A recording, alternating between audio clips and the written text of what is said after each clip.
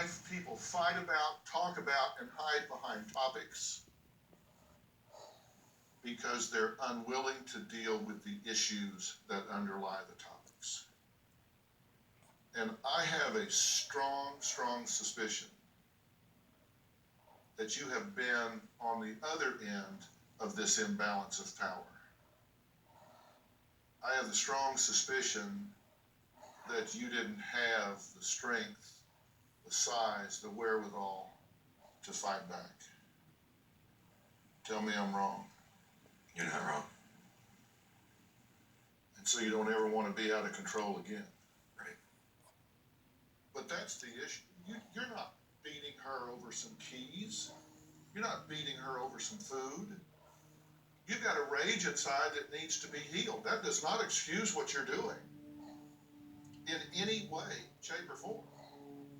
But it should identify for you, look, this kind of rage comes from the inside out. It's not reactive to what people do. I'm sorry, you just don't have the power to evoke this kind of response from someone. You may think you do, and you may even sometimes want to be someone that can be so important to him and so powerful for him that you can drive him over the edge and make him crazy. It may give you a sense of power sometimes to push those buttons and say, I can hurt him back. But the truth is, that kind of rage, that kind of anger, that kind of violence comes from the inside out, not from the outside in. I guess the way I feel is that there have been times where, he doesn't spend a lot of time with me, and I feel that negative attention is better than no attention. I know that's not logical, but that's what my heart tells me, that I would rather him yell at me than ignore me. And you understand what he and I were just talking about? Yes, sir. Because we can tell the same story about you. Because you've been hurt long before him. Yes, sir. True? Yes, sir. What did they do to you? I was raped when I was 11. I hate her. Did you feel powerless? Yes, sir.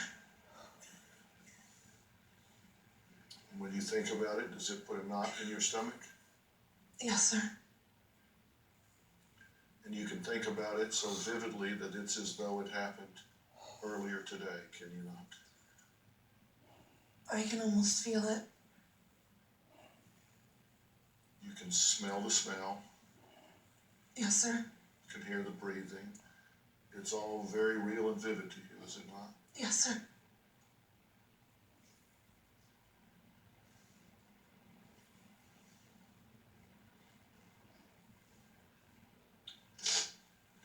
It changed who you were. Yes, sir.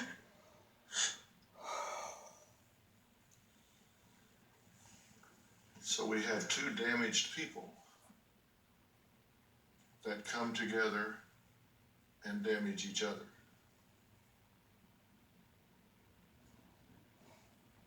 True? Yes, sir.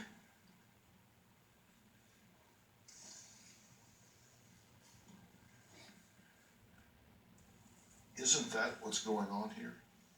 That's exactly what's going on. This isn't about keys. It's not even about knees or teeth. It's about a wounded soul. And that has to stop. Gina and Jeremy have a son. And surprise, surprise, he's starting to show violent and aggressive tendencies. Is he mimicking his parents? Right back.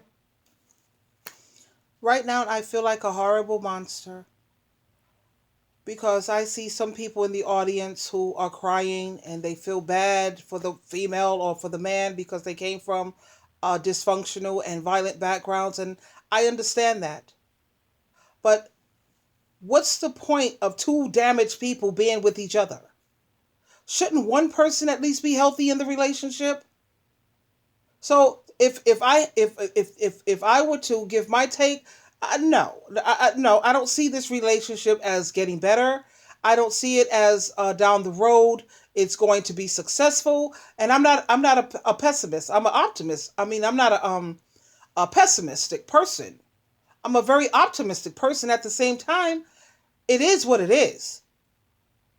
He has this uncontrollable rage, and she doesn't care what type of attention that she gets, even if it's him beating on her, arguing with her. She said she don't care as long as she gets some type of attention. There goes that word again that irritates the hell out of my soul again, this attention.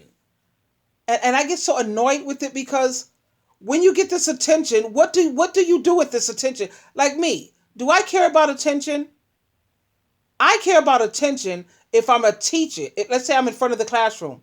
I want my classroom's attention. Then I want attention.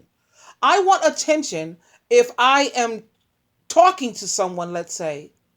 Of course, at that time, then you want their attention. But all this attention that people are so desperate, and you have so many attention addicts in this world today, I don't understand it. So I need to take a course or a lesson or something.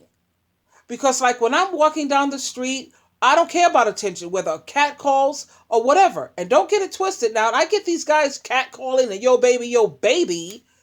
I don't particularly care for that. Because normally when I'm on the bus going to work, I'm focused on videos. I'm focused on new ideas for my book. I'm focused on ideas for my channel. I don't have time for all that. I got spiritual things on my mind. The last thing I'm thinking about is some goddamn attention. You know? But then that's just me. And I know everyone is not the same. And I know I may seem cold. I'm not cold. I'm just a problem solver.